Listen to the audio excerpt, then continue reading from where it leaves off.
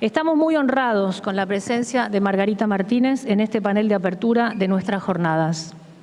La invitación que le cursamos nace de varias preguntas y preocupaciones que surgen de nuestra práctica cotidiana y nos interpelan a partir de las nuevas tecnologías, el uso de las pantallas y la inteligencia artificial cada vez más extendido. El tema es vasto, por eso decidimos en esta primera invitación acotarlo con relación a la infancia y la adolescencia y la construcción de la subjetividad. En principio, digamos que la técnica no nos aleja de lo humano, más bien nos constituye como tales. Lo humano nunca existió sin técnica. Somos lenguaje, escritura, utensilios, imaginación, dispositivos. Por eso decimos que la tecnología nos configura, es performática, produce subjetividad.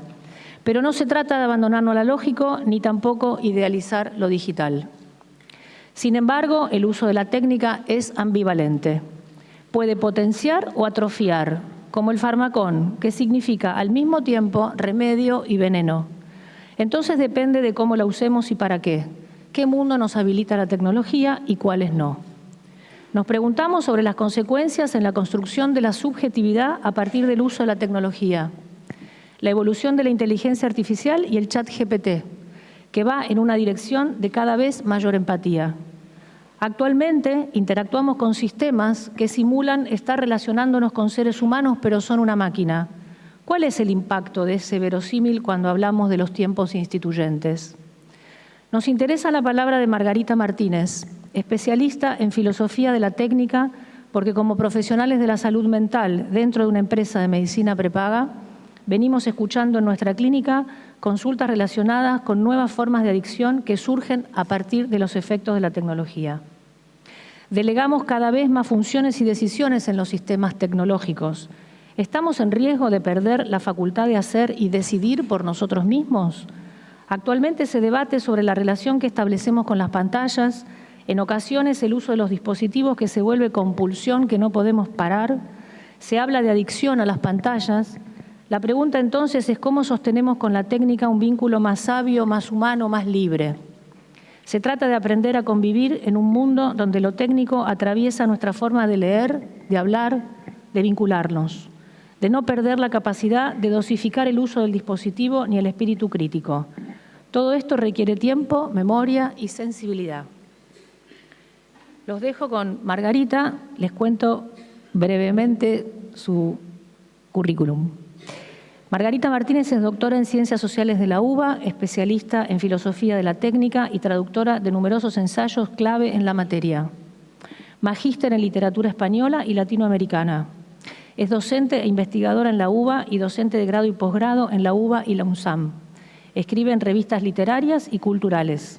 Escribió Sloterdijk y Lo Político, 13 llanos. Además, es traductora de filosofía y ensayo para editoriales como Caja Negra, Cuencos de Plata y Amorortu, entre otras. Es miembro del grupo editor de la revista Artefacto, Pensamientos sobre la técnica. Se especializa en ciudad, nuevas tecnologías y subjetividades contemporáneas. Bueno, bienvenida, Margarita. Bueno, muchas gracias por esta presentación. Bienvenidos todos, todas. Quiero señalar lo fructífero del diálogo que venimos sosteniendo con Mariana y con Daniela, que para mí fue orientador justamente, me iluminó acerca de algunas cuestiones que podíamos trabajar acá. Pensaba también, antes de pasar a lo específico de esta exposición, en cuanto estaba en el armado de estas jornadas, lo náutico, la metáfora náutica, la bitácora, la brújula, estamos al lado del mar. Y pensaba también respecto de la brújula como objeto técnico, que en algún momento alguien habrá dicho, ahora los humanos no miran el cosmos, no miran el cielo y miran este aparato. Y nosotros, pero ojo, porque la brújula aparece como sucedáneo del cosmos cuando, por ejemplo, estaba nublado y las estrellas no se podían consultar, ¿no?, para guiarse en los viajes marítimos. Entonces había una cooperación entre esa idea de cosmos y ese elemento técnico. Nadie lo veía como una oposición o una batalla. Y me pareció interesante que, por ejemplo, se dijera acá qué brújula para las intervenciones, sino qué GPS para las intervenciones. Danos unos años igual. Pero hay una diferencia también, porque el GPS nos mostraría tal vez un estado qué sé yo, espacial determinado, pero nos diría posiblemente qué hacer. Gira a la derecha, gira a la izquierda. O sea, hay una orden. El dispositivo técnico hoy por hoy nos da órdenes y es una de las cuestiones que vamos a mencionar, porque es la primera vez en la historia que esas máquinas buscan expresarse de un modo similar al modo humano y guiar las conductas explícitamente mediante frases imperativas. Eso no había sucedido nunca. Es decir, la técnica nos acompaña desde siempre, como bien decía Mariana recién, no hay humano sobre la Tierra sin técnica, ¿no? A mí me gusta siempre decir que desde los primeros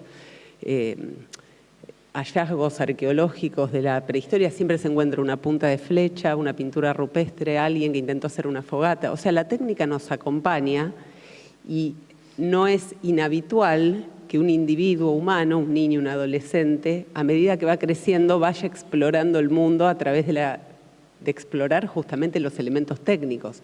Hoy quizás nos sorprendemos si vemos que un niño o niña que todavía no maneja el lenguaje, está en eso, digamos, ya maneja un control remoto, o maneja una pantalla, o maneja el teléfono de los padres. Eso se ve.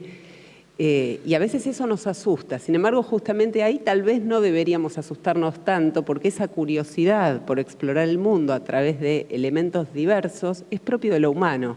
Eso nos dice que seguimos siendo humanos, no que estamos dejando de serlo.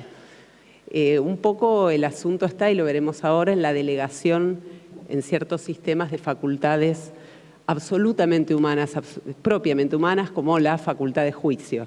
Eso es algo que veremos en un ratito. Yo les cuento algo que anticipó Mariana, que yo en verdad me preocupo, me interesa la relación entre el espacio, el cuerpo, la subjetividad atravesada por los medios tecnológicos, y en ese sentido veo esta preocupación compartida por todos los campos respecto de qué nos está sucediendo hoy con todo esto, ¿no? Tenemos siempre ese elemento privilegiado de ejemplo, porque es sincrético, porque resume un montón de las funciones esparcidas en tantas máquinas, que es el teléfono celular, teléfono inteligente, como nos guste denominarlo, que es un artefacto que tiene conectividad permanente, que se constituye a veces, y esto nos asusta, como la instancia privilegiada de conocimiento de nosotros mismos. ¿Qué quiero decir con esto?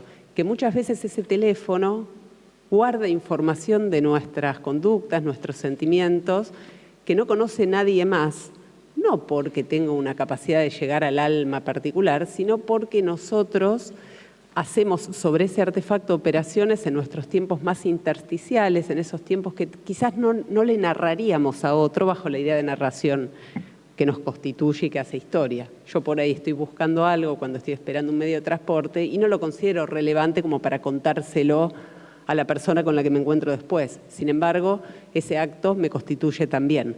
Por eso cuando perdemos ese teléfono, sentimos casi una sensación de miembro ausente, como si nos hubieran amputado algo, que no terminamos de saber si es físico o anímico, porque tocamos el bolsillo vacío o esperamos que suene y vibre y no está. Es una parte de nuestra subjetividad también la que está puesta ahí. Por eso, ese tipo de máquinas rompen una antigua dicotomía que era sujeto-objeto, ¿no? Activo-pasivo. Hay un montón de pares polares con los que organizamos el mundo nociológicamente en términos de conocimiento que hoy están en jaque por estos nuevos artefactos. Como si eso nos perturba a nosotros, no va a perturbar a niños y adolescentes, pero cuidado, hay que hacer una salvedad. La mayor parte de nosotros, por lo que estoy viendo, nacimos en un mundo, si no analógico, al menos con fuertes resabios analógicos, y vivimos la transformación hasta este mundo digital, y no podemos evitar hacer permanentes comparaciones. Antes era así, ahora es asá. Mejor o peor, ¿no? Más allá de los juicios que vamos haciendo morales acerca de esto. Pero la niñez, la infancia, la adolescencia, ya nacieron, digamos, en un mundo que estaba primariamente digitalizado, ¿sí? O sea, abrieron el mundo a sus conciencias con este elemento que para nosotros es nuevo, disruptivo y, lo digo sin connotación moral, anormal. Anormal como fuera de la norma, fuera de lo que estábamos habituados, ¿no? Entonces, es inevitable que quienes nacimos en un mundo analógico y estamos en este otro, veamos ciertas conductas como desvíos de lo que para nosotros era la norma, lo normal en ese sentido. Pero quienes nacieron en una época digital no consideran que esos usos sean desviados porque no tienen la misma idea de norma que tenemos nosotros. Así que ahí siempre se produce una pequeña incomprensión entre lo que nosotros queremos, que esos niños y adolescentes entiendan como lo que sería normal de ellos, y ellos no entienden cuál es esa normalidad que a nosotros nos parece tan natural. Nuestros modos de ser, nuestros modos de vivir se construyen culturalmente. No fuimos ni seremos siempre esencialmente los mismos, sino que vamos siendo y aprendemos a vivir en relación con algunas máquinas. Y bueno, ahora nos tocan estas máquinas que nos plantean, como decíamos, preguntas, angustias y sufrimientos nuevos, ¿no? Sobre todo la cuestión de la inteligencia artificial a la que me voy a referir en algún momento. Pero digamos que algoritmos, inteligencia artificial, capitalismo de plataformas, son palabras que ya hoy forman parte de nuestro vocabulario cotidiano y que nos obligan permanentemente a revisar nuestras prácticas, ¿no? Entonces, preguntas como, ¿qué le permitimos a la técnica? ¿Qué hacemos nosotros con la técnica? ¿Qué les permitimos a niños y adolescentes en relación con la técnica? Bueno, todas estas preguntas son permanentes, son como una especie de ruido sordo, incómodo, que no queremos ni podemos silenciar, ¿no? Incluso si nunca terminamos de decidir una conducta tajante, ¿qué tenemos que hacer? Efectivamente la brújula nos es muy necesaria porque estamos perdidos, no tenemos, digamos, parámetros para saber hasta qué punto algo está bien, hasta qué punto no lo está, si deberíamos evaluarlo con una vara bien mal, también eso está en duda y en juego. Lo que sí entendemos, más claro, es que tenemos que modular, dosificar, regular. Y en tanto que adultos, respecto sobre todo de este adentro sin afuera, como dice Cristian Ferrer, que es el mundo de Internet, el mundo de las redes y ahora veremos el mundo de la IA, nos sentimos en tanto que adultos como si nosotros mismos fuéramos una represa que tiene que contener una inmensa masa de agua, que en realidad esa inmensa masa de agua, seguimos con las metáforas que hablan de marítimas al agua, esa inmensa masa de agua son las informaciones del mundo, los hechos del mundo, los estados anímicos del mundo, que es como una especie de Aleph fascinante que nos preocupa, pero que nos queda claro también que muy pronto nos empieza como a desbordar por todos lados, ¿no? Si fuéramos una represa veríamos que hay agujeritos por donde se empieza a filtrar agua, tratamos de tapar uno, vemos que hay otra pérdida, vamos hacia esa, hay una tercera y vemos que las cosas se filtran igual, sobre todo hacia los niños y adolescentes, y de golpe tenemos miedo que todo se nos venga encima, ¿no? Esta sensación de desborde del mundo sobre nosotros a través de redes, tecnología e información es permanente. Creo igual que no estamos en situación de semejante impotencia porque tenemos elementos para actuar y tenemos elementos para pensar sobre estos procesos. Una de las preguntas básicas entonces es ¿dónde estamos cuando estamos acá y qué poder tenemos? Parte de ese poder hacer, que también es propiamente humano, se deriva de tener siempre conciencia de que somos nosotros los que abrimos un mundo con los artefactos, nosotros los que decidimos su uso, nosotros los que los limitamos eventualmente y no los artefactos o la técnica los que nos dominan a nosotros, ¿no? Los que nos dicen qué hacer, los que nos marcan qué deberíamos hacer. Por eso que los sistemas técnicos asuman una voz, como sucede con algunos sistemas algorítmicos, nos despierta esa preocupación, ¿no? El desliz a que haya una especie de gran voz que nos da órdenes de carácter, en este caso, inhumano, pero considerando siempre que todo elemento técnico es una fantasía humana, es un sueño humano. O sea, aún el sueño de que nos dominen máquinas es un sueño humano, no viene de otro lado. Eso también hay que pensarlo. Bueno, hay una serie de vectores con los cuales nosotros nos hemos constituido que no solo pertenecen al mundo de lo analógico versus lo digital, sino que son vectores propios del mundo moderno. Nos formamos, porque así son las currículas educativas, nos formamos todavía con una mirada sobre el mundo que es hija de la modernidad. Y hay una serie de categorías por ejemplo, adentro, afuera, por ejemplo, pasado, presente, futuro, con las que organizábamos el mundo, que son puestos en jaque precisamente por estos elementos tecnológicos, ¿no? La historia de la técnica nos muestra que no es que aparece una máquina y entonces esa máquina cambia el mundo, sino que suele ser al revés, porque nosotros tenemos ciertos deseos, ciertos anhelos, una máquina que por ahí aparece con una finalidad, termina sirviendo a otros destinos o a otras finalidades. Pasó con el teléfono celular que mencionaba hace un ratito. Una máquina que surge para hablar por teléfono, literalmente, termina sirviendo un montón de otras finalidades, como mandar fotos, mirar redes y un sinfín de cosas. Cuando aparece el teléfono, todo eso no era posible. Ese teléfono no tenía cámara, ¿no? Pero ¿qué pasa? Porque había una presión social por mirar a los demás y ser vistos, porque había una necesidad de espiar la vida ajena, porque había un desplazamiento de la intimidad hacia lo social, ya no como algo recluido que debo preservar. Por todo eso, un teléfono que aparece con la función de hablar por teléfono empieza a incorporar una cámara, empieza a aumentar el tamaño de su pantalla respecto de lo que era la superficie de la interfaz y llegamos así a los artefactos que tenemos hoy. Entonces, nosotros vamos modelando esa técnica también en función de nuestros deseos y después nos vamos volviendo cada vez más compatibles con los modos de vida que esos aparatos proponen, ¿no? Niñez, adolescencia, que nacen inmersos en este nuevo paradigma de máquinas, construyen subjetividad desde mucho antes que lo pudimos hacer nosotros, por razones obvias, con estos ingredientes, ¿no? Esa indiferenciación entre el adentro y el afuera, ese estar en todas partes, ¿no?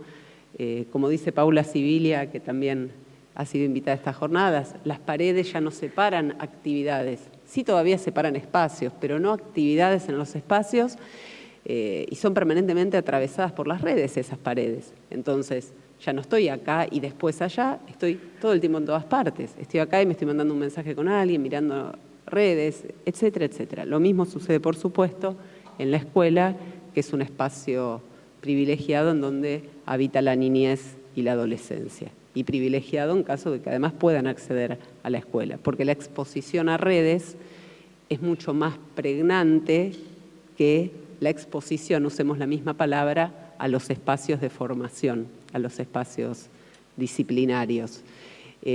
Sabrán y habrán escuchado acerca de la serie Adolescencia, que causó este año un importante debate, y a propósito de eso, recordarán que una de las cosas que más se debatía era cómo se llega a una situación, y además lo vemos cotidianamente nosotros, no hace falta ver una ficción, cómo se llega a una situación en donde un adolescente, por ejemplo, encerrado en su habitación, está corriendo tanto o más riesgo que si estuviera en lo que antes se consideraba un espacio público peligroso. Justamente esta especie de habitación metafórica, ¿no? Esta habitación en donde ese adolescente se encierra de la globalidad, está expuesta a los mismos riesgos, sea que está en una gran ciudad, en un pueblo pequeño, ¿no? Entonces, ya no vale ese argumento según el cual, bueno, no hay que ir a barrios peligrosos, no hay que ir a zonas peligrosas, no hay que vivir en ciertas ciudades, por ejemplo, ¿no? En cambio, en un lugar chiquito esto no pasa, y empezamos a ver que esto sucede en todas partes, ¿no? Justamente porque las redes atraviesan las paredes, saltan los espacios y constituyen un paisaje anímico paralelo y similar en cualquier lugar en el que uno esté. Un paisaje anímico, por supuesto, no un paisaje físico, pero ahora vamos a hablar justamente de la constitución de la subjetividad y de la importancia de lo anímico. Entonces, nosotros tenemos modos de vida que cada vez son más compatibles con los que permiten estos artefactos, la ubicuidad, estar en todas partes, la visibilidad, nos mostramos todo el tiempo, y algo que también es un nuevo ingrediente, una especie de plebiscito mutuo permanente. La validación, corazoncitos, likes, retuiteos, todo lo que quieran, de lo que va circulando en los espacios de las redes, ¿no? Plebiscitamos, o sea, ese plebiscito lo hacemos por múltiples razones. Plebiscitamos a los demás para que los demás también vean nuestros plebiscitos y nos validen a su vez, ¿no? Nos sentimos avalados si nos ponen suficientes corazones, por ejemplo, somos convocados, incluso en términos laborales o sociales, ¿no? A publicar un libro, por ejemplo, si somos muy populares en una red y tenemos muchos seguidores. Desarrollamos mecanismos capaces de lograr una validación exterior y hacer que nuestras experiencias, entre comillas, digo esto por supuesto, valgan la pena, valen la pena si son validadas, ¿no? O pasamos a sentir que existen si las subo a alguna red.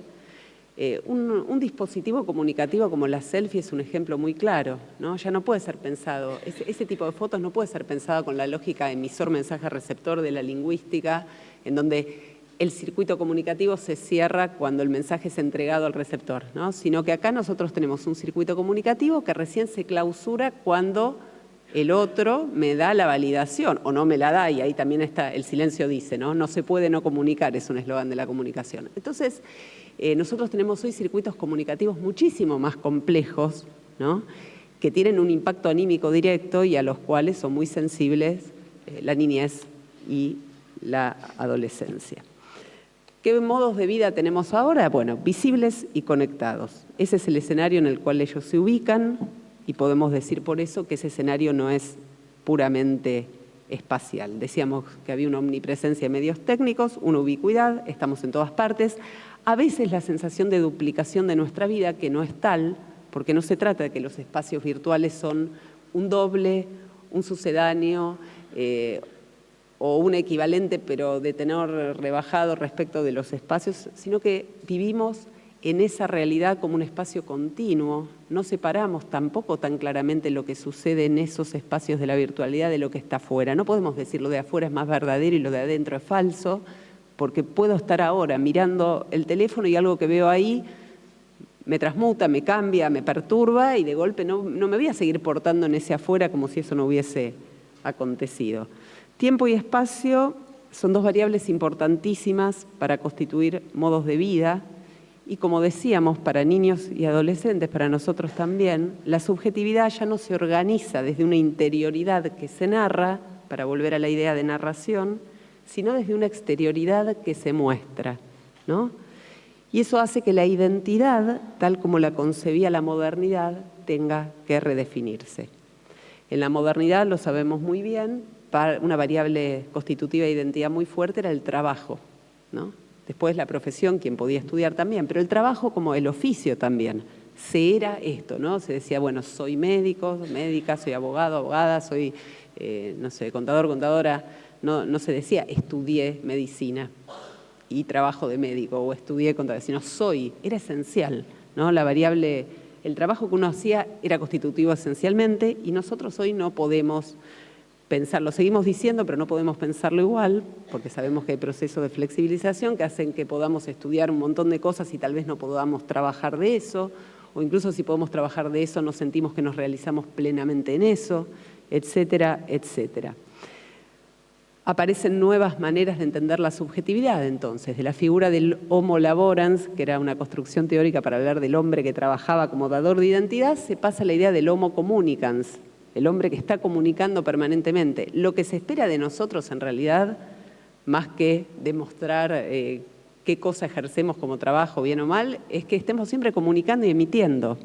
A tal punto esto es así que si alguien nos manda un mensaje y no respondemos en un lapso razonable, eso puede generar desde enojo hasta preocupación, si después eso se... Porque se da por obvio que cualquiera que esté bien en sus cabales, que no le está pasando nada raro, va a responder de inmediato. Y si no lo hace, es una decisión explícita y entonces una ofensa, ¿no? Pero nunca puede pasar que se conciba siquiera que alguien está haciendo otra cosa que exige la prescindencia del artefacto. Y esto nos sucede a nosotros como adultos, por eso digo, la doble vara y el doble discurso también es algo que debemos reconocer, ¿no? Nos sucede a nosotros, pero lo condenamos cuando le sucede al adolescente o al niño, ¿no? Está todo el tiempo con el teléfono en la mano. Bueno, ¿qué pasa de este lado? Muchos de los problemas que vamos a ver en realidad, nos vamos a ver que tienen un asidero, un anclaje muy fuerte en el mundo adulto, además de estar presente en niñez y adolescencia. Entonces, se espera siempre que comuniquemos. Por otro lado, la coexistencia entre nuestros modos de vivir compatibles con las redes y la algoritmización, la coexistencia con los modos previos no siempre es feliz o armónica, ¿no? Por ejemplo, nuestras instituciones educativas, nuestras instituciones punitivas, nuestras instituciones terapéuticas todavía necesitan trabajos sobre el espacio, ¿no? El espacio pensado como, al viejo estilo, ¿no? Como una separación por un momento del mundo, un repliegue sobre uno mismo, el silencio, la escucha, la reflexión. Eso no puede estar vigente a la par que los preceptos del Homo Communicans, que está emitiendo permanentemente mensajes, que está siempre escuchando mensajes, que tiene que estar mostrándose hacia el afuera. Nuestros cuerpos además quieren funcionar 24/7, o sea, 24 horas sin respiro, los 7 días de la semana, como sucede con lo comercial, con las compras, y todo eso bajo la excusa de la libertad, ¿no? Como si fuese por fuera de los límites temporales y espaciales que antes nos sujetaban. Ahora, eso como un gran índice de libertad, ahora puedo comprar algo si quiero a la 1 de la mañana. Hay que pensar de qué tipo de libertad estamos hablando, ¿no? Si entendemos que esa es la libertad. Entonces, el mundo se nos muestra disponible, ¿no? Y al mismo tiempo tenemos una imposibilidad de estar haciendo todo lo que tenemos delante todo el tiempo. Y la consecuencia es cierta parálisis. Entonces, hay un estímulo por tenerlo todo y una frustración por no poder acceder a todo.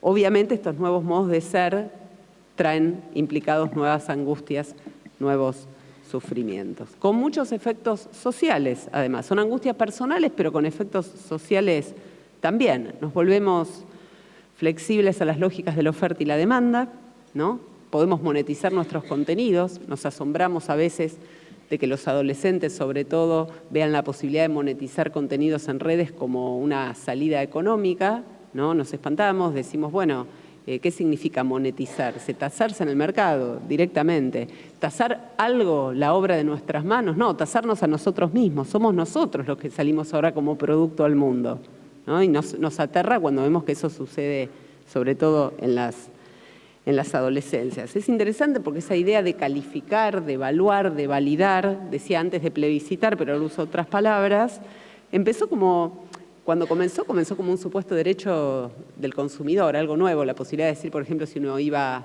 no sé, a un restaurante, a un hotel, viajaba en una línea aérea, no sé, poder decir cómo había sido la atención. Eso surgió como con finalidades de marketing y se terminó extendiendo a la validación misma de las personas, ¿no?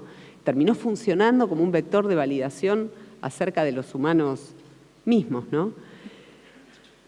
En términos de lazo social, entonces, decíamos que algunos vectores sobre los que nosotros nos habíamos formado como adentro afuera, a eso ya me referí, caen. También la distinción, que antes era muy clara, entre pasado, presente y porvenir. También se habló de eso en las palabras iniciales. Sucede algo muy particular que precede quizás a estas tecnologías, pero que las tecnologías acentúan. Y es que estamos en una sensación desde hace varias décadas, por lo menos 3 o 4, de una crisis permanente, ¿no? Antes la crisis se consideraba como un estado de excepción, era un momento que había que superar, tarde o temprano se salía de la crisis. Hay un discurso instalado de que estamos en crisis permanente, esto digo en todo el globo, no estamos hablando de un país particular, todo es catastrófico, entonces ya no es un presente combativo hacia un porvenir que se espera con algún tipo de esperanza, valga la redundancia, sino al revés. Nuestro presente es la catástrofe siendo permanentemente, extendiéndose, estirándose. Cuando ese presente se estira y se dilata, gracias a ciertos usos tecnológicos, ese presente catastrófico empieza como a comerse todo, en términos de la imaginación y en términos de la construcción subjetiva. Fijémonos qué importante es para el desarrollo psíquico, de un niño o de un adolescente, tener una idea de futuro. Nos gustaría además que esa idea de futuro, por supuesto, fuera esperanzadora, ¿no? Nos gustaría, pero aunque sea que exista la idea de que hay un futuro, es muy difícil crecer, formarse psíquicamente cuando nuestro presente está dilatado con una sensación de catástrofe y por eso mismo el porvenir parece absolutamente obturado, incluso en términos de la imaginación general. Vemos que la ciencia ficción, las series, no trabajan con un futuro que vaya demasiado hacia adelante. Más bien son ficciones que cuando tematizan el futuro es de acá unos poquitos años. Nadie se atreve a hacer ficción sobre cómo va a ser el mundo en el 2600, por ejemplo. Nos parece inverosímil, o más bien pensamos al revés, ya va a estar todo destruido. Con esta sensación de catástrofe no vamos a llegar. ¿Para qué? Ese para qué que para nosotros puede ser nostálgico porque recordábamos cómo se veía el año 2000 en las ficciones de mediados del siglo XX, para un niño, para un adolescente es realmente trágico. La sensación de no poder proyectarse, de no poder... este colapso sobre el presente obtura también la idea de progreso, que era otro vector fundamental de la modernidad, ¿no? Bueno, vale la pena que hagas este esfuerzo, este sacrificio tantos años porque después vas a poder hacer tal otra cosa. Todo eso cae brutalmente. Aparece esta idea de la inmediatez, ¿no? Señalaban recién enriquecerse quizás con la especulación financiera con bitcoins o monetizarse y pegarla o obtener algún tipo de éxito rápido, porque es cierto que hay discursos permanentes que señalan que el esfuerzo a largo plazo no vale la pena y también que formarse no vale la pena. Que es una de las peores trampas, porque yo siempre digo a mis estudiantes muy jóvenes, ¿no? Los que tienen por ahí cerca de 20 años, les digo, bueno, perfecto, supongamos que estudiar nos sirviera. Vamos a partir de esa premisa que ellos a veces nunca lo dicen claramente porque están sentados ahí estudiando, o sea, no lo creen, pero la tiran, ¿no? Y les digo, bueno, fíjense las personas que ustedes consideran dominantes, no digo exitosas o que a ustedes les gustan internamente como modelos, pero que ustedes consideran que tienen algún tipo de poder, de relevancia. Fíjense si alguna de ellas no estudió absolutamente nada. Y lo van a encontrar quizás en alguna excepción, pero van a ver que no es la norma. Esa diatriba contra el estudio y la formación es también un elemento para disuadir a las personas de formarse. Y siempre hay que pensar ahí, ¿no? ¿Qué hay detrás de esa voluntad de disuasión? Entonces, los niños, los adolescentes se forman en simbiosis permanente con máquinas que son absolutamente, se acoplan al cuerpo 24/7, esos teléfonos que no dejamos de lado casi ni para dormir, les diría, es como una concesión. Lamentablemente tengo que dejar de mirar el teléfono por unas horas. Se forman y crecen sin la diferencia que nosotros tenemos entre adentro y afuera, y se forman y crecen con una idea de presente muy particular, una idea de futuro muy particular y una idea de pasado también muy particular, porque el pasado, al contrario, es evocado permanentemente por medios técnicos, pero no bajo la forma de un relato, de una narración, que fue como se lo solía evocar, sino bajo la forma de una estética.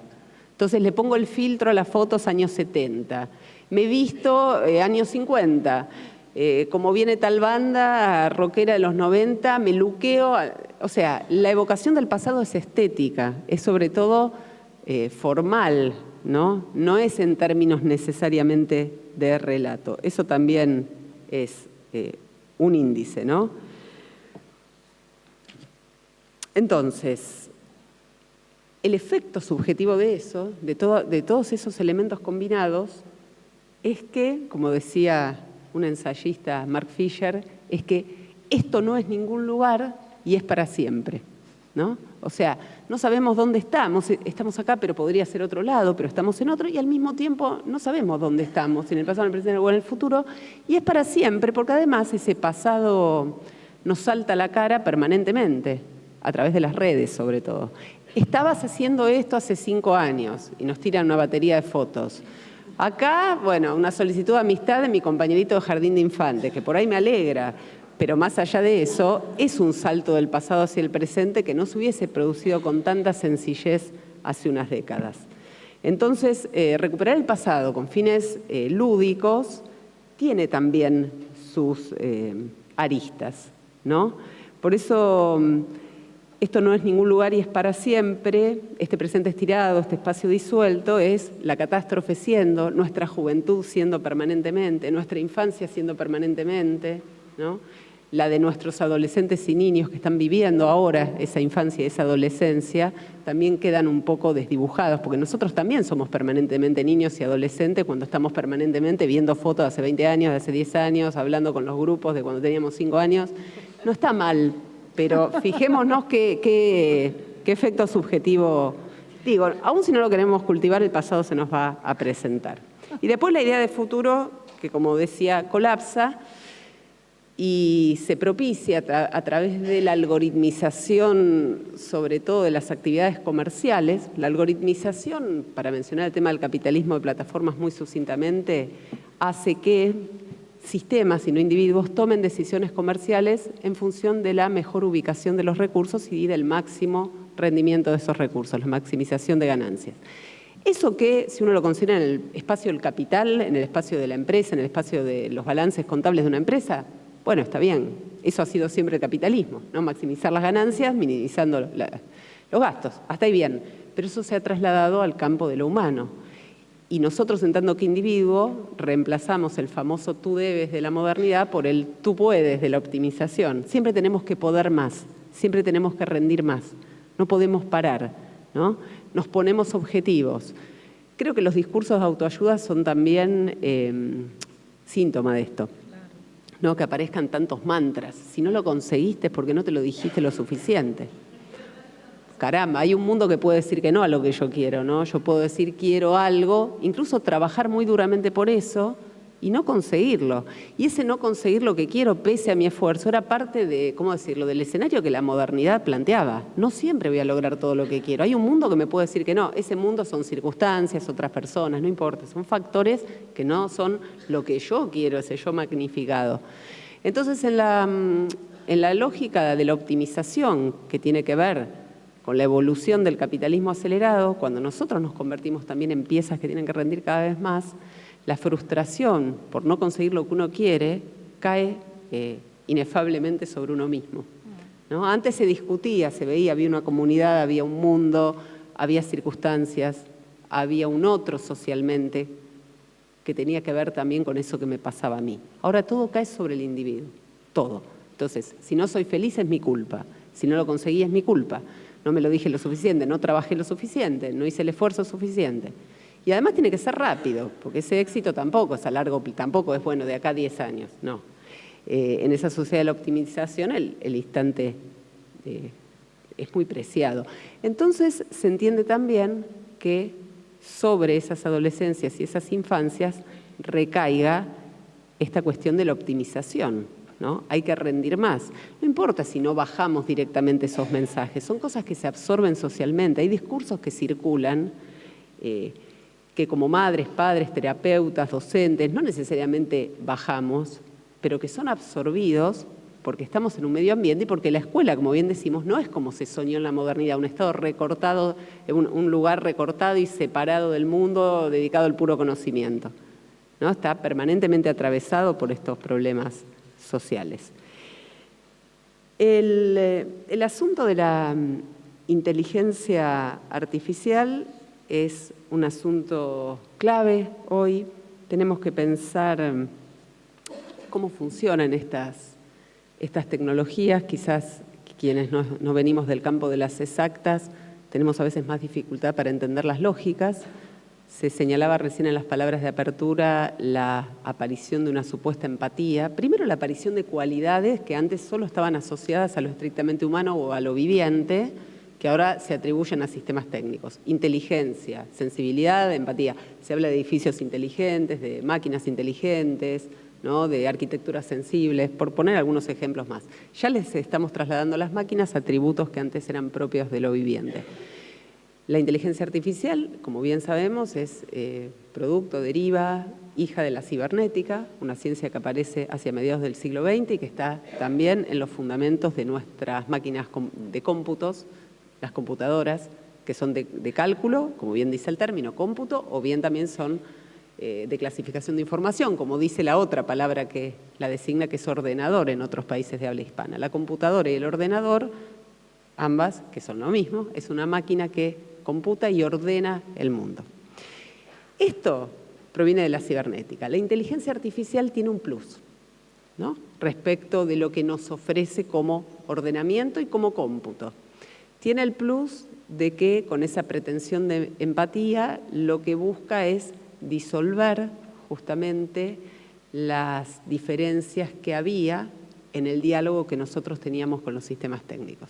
Cuando nosotros dialogábamos con un sistema técnico antes de la IA, es porque siempre pensábamos que del otro lado había un humano dialogando, y dialogábamos con la máquina porque en realidad estábamos dialogando con otra persona que estaba detrás.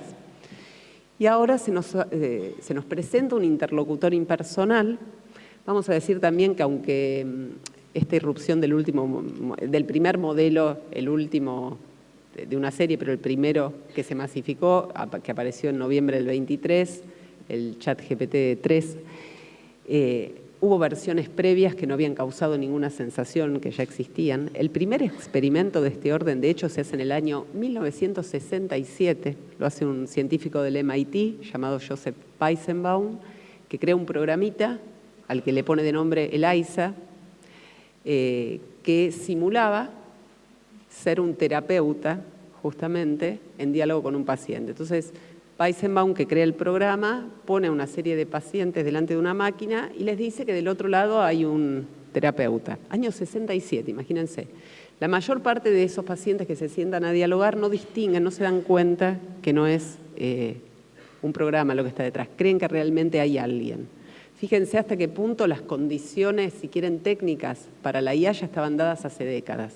Pero tuvo que pasar algo social, tuvo que haber una demanda de otro orden por parte de las personas para que eso ahora tenga el desarrollo que tiene, la fineza que tiene, la sensibilidad que tiene para lograr estas condiciones de empatía.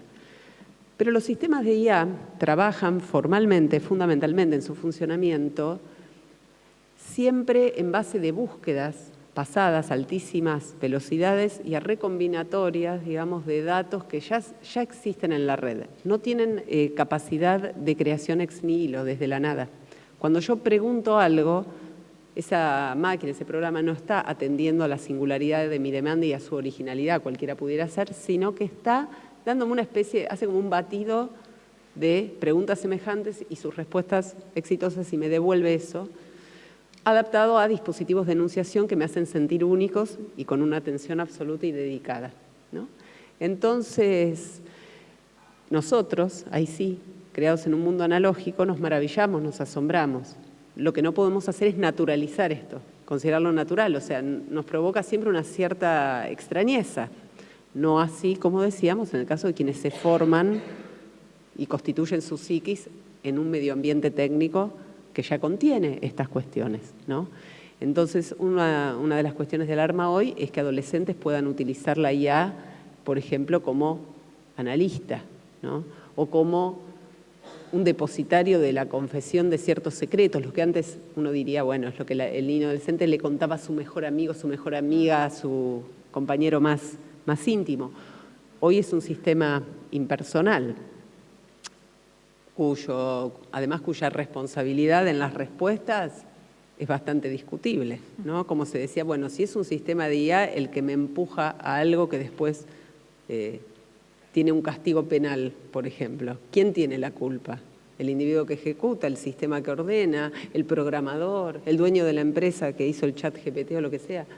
En términos jurídicos siempre estamos detrás de los hechos, ¿no es cierto? Lo que nos preocupa sobre todo es el vector anímico. Hay algo que los adultos también van transfiriendo indirectamente, involuntariamente a esos niños, que tiene que ver con, bueno, además de esta cuestión de plebiscitar, la emisión permanente de juicios morales, la intolerancia respecto de los demás. Muchas veces sucede que esos niños o adolescentes se dirigen a este tipo de interlocución porque saben sobre todo que esa interlocución no los va a retar, no los va a enjuiciar. Hay algo acá también que es perverso en los sistemas mismos y es que están hechos para halagarnos. Si ustedes han hecho alguna prueba con esos chats o chatbots, verán que siempre es todo muy elogioso lo que vuelve de nosotros. ¿Qué te parece este texto que escribí? Es muy bueno, habría que tocar no sé qué, pero es muy bueno. O sea, nunca nos enjuician. Sí, están un poco para adularnos en tanto que interlocutores. Eso que para nosotros puede satisfacer alguna cuestión narcisista, en realidad en niños y adolescentes a veces se constituye en un alivio. No me está retando, no me está enjuiciando. Y eso es algo que nosotros no lo vemos con tanta claridad. Hay una hipertrofia de lo moral hoy que se expresa en redes sociales, que tiene consecuencias bastante poco felices, ¿no? Porque todos nos convertimos, a veces sin quererlo, en interlocutores que juzgamos a quien supuestamente es malo. Y siempre hacemos ese juicio en nombre de terceros, de un colectivo que nosotros defendemos y cuyos portavoces seríamos mejor que nadie, ¿no? Una minoría, alguien que ha sufrido algún daño, que está bien, ¿no? Que no debe tener defensores, pero digo, la posición del juicio moral es una posición muy, muy compleja. Quien cancela no suele hacerlo en nombre de sí mismo, como decíamos, sino en nombre de otro. El individuo se quiere convertir en portavoz de un juicio cuando no sabe bien dónde está parado en términos categoriales, ¿no? Y eso las infancias y los niños y los adolescentes lo ven permanentemente un doble discurso, esa doble vara entre lo que se les dice que ellos deberían hacer y cómo se les dice que deberían actuar y lo que sus progenitores, sus adultos cercanos hacen, ¿no? La violencia que hay en redes entre adultos, en grupos de WhatsApp, en redes sociales, es algo apabullante, se percibe, todos lo vemos todo el tiempo y no dejamos de tener discursos en donde bajamos líneas acerca de lo amorosos y lo empáticos que deberíamos ser. Y eso un adolescente, un niño, lo ve con total claridad. Las contradicciones del mundo adulto es algo que nunca se le pasaron por alto a los niños y a los adolescentes. Sí, porque eso es algo que a veces también pensamos que somos más vivos, porque tenemos más calle, que es verdad, más mundo, más vida recorrida, pero ciertas contradicciones que a nosotros nos parece esconder muy bien, brillan fluo en nuestras frentes, ¿no? Y se ven, se ven. Esto provoca también mucha angustia, ¿no? La percepción de esa doble vara, la percepción del uso que los adultos hacen de los medios técnicos en los adolescentes y en los niños produce mucha angustia. Por eso también a veces el retiro de esa situación angustiante es mirar la pantalla, es volver a encerrarse en un mundo que se siente como más protegido, mientras que es todo lo contrario, como decíamos, es un adentro sin afuera, sumamente peligroso, lleno de riesgos, y no es la protección contra ese afuera adulto que no se comprende. La IA, entonces, produce una falsa sensación de empatía, en muchos casos adula al interlocutor, en muchos otros les ahorra a los usuarios hacer ciertos trabajos, ¿no? Lo cual, en el marco de un discurso más general de abolición de la idea de progreso, esto se ve como, bueno, algo bueno, ¿no? ¿Para qué voy a perder el tiempo de investigar tal cosa si ChatGPT me lo hace rápido? Entonces acá, lo que es más difícil de dialogar con estos niños y adolescentes, sobre todo adolescentes y adultos tempranos, ahora vamos a ver, es que no se trata de condenar o tener fobia, no usarlo como si fuera algo diabólico, no toques, no, se trata de hacer un uso inteligente, un uso humano inteligente, no un rechazo. Ahora, si yo le voy a pedir al chatbot que me haga los deberes, me haga la tarea, me haga la monografía o me haga la tesis, estoy en otra posición, ¿no? No lo estoy usando como algo que coopera a mi trabajo, sino como algo que asume realmente el trabajo. Hay una vulnerabilidad derivada de intentar copiar estos modos de ser que los adultos estamos desarrollando por parte de los niños y los adolescentes. Hay una incapacidad de regular, como les decía al principio, la cantidad, el flujo de informaciones que llega a esas conciencias, ¿no? Y no estamos a veces en condiciones de elaborar parámetros éticos. Ahí es fundamental, y ya voy a ir cerrando en breve, es fundamental tener en cuenta que lo que tenemos que fomentar como brújula orientadora, vuelvo a esto, es la capacidad de juicio. Tal vez nosotros a veces nos sentimos demasiado inclinados a bajar línea respecto de las conductas. Volvemos al modelo moderno, al tú debes. No tenés que hacer esto, no tenés que mirar tantas horas, no tenés, o sí tenés, ¿no? O tenés que hacer esto, tenés. Pero no fomentamos una crítica del juicio que permita a esos niños y adolescentes entender desde otro lugar por qué sería mejor que hicieran esto, aunque pueden optar por hacer lo otro, porque somos humanos y tenemos que tener siempre el campo libre. Nosotros tenemos que estimular las conciencias y la libertad, no cerrar caminos. Entonces ahí me parece que hay algo muy importante de generar y de atender, que es la posibilidad de que esos niños y adolescentes sientan al menos que pueden forjar elementos de juicio para tomar buenas decisiones y que no siempre tienen que remitirse a otro, a un adulto o a una máquina, en el peor de los casos, ¿no? Para que alguien decida y les diga qué tienen que hacer, ¿no? Esos elementos tienen que provenir de nosotros mismos. La falta de diálogo en realidad es casi el suelo que vivimos hoy, es la no comunicación en la sociedad de la hipercomunicación. Entonces, la IA nos permite declinar este problema sobre 3 vectores, ¿no? Como les decía, primero, la obturación o la delegación del juicio, la pérdida de la intimidad con los demás, por exceso y por defecto. Por exceso, porque ya no conservamos nada sin mostrarlo al mundo, creemos que todo lo tenemos que mostrar. Eso sería por exceso, y por defecto cuando generamos intimidad con un sistema técnico. No tenemos ni un otro. O sea, estamos en los dos extremos. Entonces, la pérdida de juicio, la pérdida de intimidad, la delegación del juicio y la abolición definitiva de la idea de obra, de trabajo, de construcción propia que queda en el mundo, ¿no? En una época en que todos los discursos son evanescentes. Ya casi nada de lo hecho se deja en el mundo y sentimos que cada vez hacemos menos porque nuestro hacer es recombinar fragmentos de cosas que levantamos en muchos lados, hacer un nuevo justamente y mostrarlo. Esa es nuestra obra, realmente es la combinatoria. Y es lo mismo que hace el ChatGPT, pero ahí sí mucho mejor, porque la cantidad de cosas que puede combinar y la velocidad a la que puede... Ahora, si nuestra idea de obra, de creación no estuviera degradada desde antes, si nuestra pereza no estuviese en primer plano desde antes, esto no habría pregnado como pregnó, ¿no? Con la cuestión del juicio tenemos que pensar en que la IA es un proceso expandido que va invadiendo la totalidad de todas nuestras actividades, no solamente en el reino de las máquinas, en el reino de los laboratorios, en el reino de las universidades. La cuestión de la IA también nos tiene que recordar que nunca vamos a ser escuchados en nuestra singularidad, sino que siempre estamos puestos en una serie. Siempre somos remitidos a muchos casos previos como los nuestros. Esa necesidad de escucha singular que es tan urgente hoy, no la puede dar realmente un sistema de IA, y eso muchas veces los adolescentes no lo saben, porque tiene que ver con el funcionamiento algorítmico del sistema. No saben que eso que la máquina les devuelve es una especie de compilado de respuestas anteriores para otros casos. Creen que realmente la máquina a su modo les va a devolver algo como respuesta personal, individual y verdaderamente empática. La cuestión de la pluralidad de lo humano, la falta de diálogo, es algo que nosotros tenemos urgentemente que recuperar, ¿no? Y en este sentido, ese diálogo tiene que ser incentivado por afuera, si se quiere, de estos sistemas, con quien sea.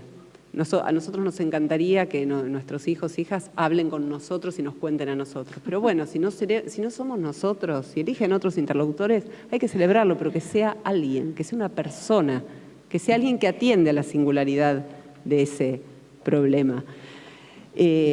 Porque si no se confunde el interlocutor, así como se confunde el espacio de las redes con el espacio público. Lo vemos todo el tiempo. Creemos que hacer política es tuitear, creemos que discutir políticamente es eso, es pelearme en una red con alguien o indignarme, bueno, lo que vemos todos los días. No es que intrínsecamente la inteligencia artificial no pueda generar espacios de horizontalidad, pero no lo puede hacer ahora en tanto que técnica por el uso que le estamos dando. No estamos haciendo tampoco nosotros un uso inteligente de esos elementos. Hay algo interesante que creo que tiene que ver con, y cierro con esto, la incitación justamente al no esfuerzo o el recostarse en la idea del entretenimiento, algo que decía la filósofa Hannah Arendt en el año 1958, cuando escribe el prefacio a La condición humana, una de sus grandes obras, y Arendt decía lo siguiente, y estaba pensando en la automatización de las fábricas y en las máquinas automáticas analógicas. Decía en ese momento, las máquinas están reemplazándonos en algo que siempre para la humanidad fue muy penoso, el trabajo, ¿no? El problema es que nosotros fuimos formados como individuos trabajadores y ahora vamos a ser individuos formados para trabajar sin nada que hacer. Y con una industria del entretenimiento que se va desarrollando a grandes zancadas. Nada podría ser peor, ¿no? El veredicto es temible. Cuando aparecen máquinas que además nos proponen que ya no solo no vamos a tener que hacer esfuerzos físicos, sino tampoco esfuerzos mentales, porque hacen todo por nosotros, porque nos dicen, me paro en la puerta y me dicen cómo camino, hacia dónde camino, si quiero tomarme un colectivo. Ya no tengo que pensar nada, básicamente. Mi dedicación potencial al entretenimiento es absoluta. Bueno, eso es lo que ven los niños y adolescentes también, ¿no? Que tienen un montón de medios de entretenimiento que no tienen ningún incentivo para esforzarse y para salir de ahí. Entonces, ¿por qué no hacerlo? Pero ¿qué nos queda si niños y adolescentes se quieren ahorrar el esfuerzo, lo digo con ironía, de crecer, ¿no? De hacerse adultos, de formarse, de equivocarse también, ¿no? De que les pongan un 2 y tengan que hacer el trabajo de nuevo. Bueno, si lo hacen con ChatGPT, quizás el 2 hoy se lo van a llevar igual porque se nota, pero en un futuro puede ser que no. que aparezcan producciones que ya sean realmente indistinguibles, ¿no? La IA implica entonces un tipo de automatización diferente porque involucra por primera vez en la historia humana el trabajo intelectual. Devolver la palabra, devolver la capacidad de decisión, devolver la capacidad de juicio. Recordarle en su crecimiento a niños y adolescentes que ellos tienen la capacidad, los elementos para decidir sobre sus vidas es fundamental. No que siempre están en falta, que les falta buscar más, que les falta googlear más, ¿no? No dejarse guiar por sistemas técnicos de comando vocal es fundamental. Parece una acción cotidiana, menor, ¿no? Pero ahí donde hay una máquina dándonos órdenes con una voz impersonal, cuidado. Ahí hay algo, estamos cediendo y abandonando que es humano, ¿no? Y no estoy pensando solo en los GPS, que por ahí es un ejemplo muy a mano, sino en las máquinas que están en las casas, tipo, bueno, esos asistentes generales, Siri, Alexa, bueno, que trabajan también con comando vocal. La capacidad de juicio es la más política de las aptitudes mentales humanas. No hay que olvidarse de eso. Y solo puede colaborar para construirnos como individuos humanos fuertes el hecho de ejercitarla. Por eso la capacidad de juicio es fundamental. El riesgo es que para niños y adolescentes, si dejamos de lado nuestra conciencia formadora y la delegamos en máquinas, o delegamos todo en favor del juicio de una máquina, no sea la técnica quien hable, sino nuestro silencio. Y de eso sí seremos responsables, ¿no? Bueno, gracias.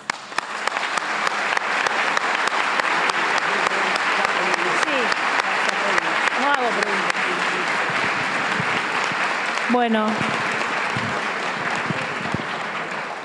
Margarita, la verdad que escucharte me parece que nos abre una enorme cantidad de preguntas nuevas.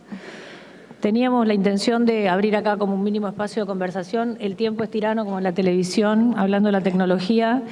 Pero te quiero agradecer profundamente tu exposición porque empezaste hablando y planteaste en varios momentos de tu exposición un tiempo en donde parece que no hay pasado, no hay futuro, un tiempo donde los jóvenes, los niños, los adolescentes no imaginan hacia dónde ir.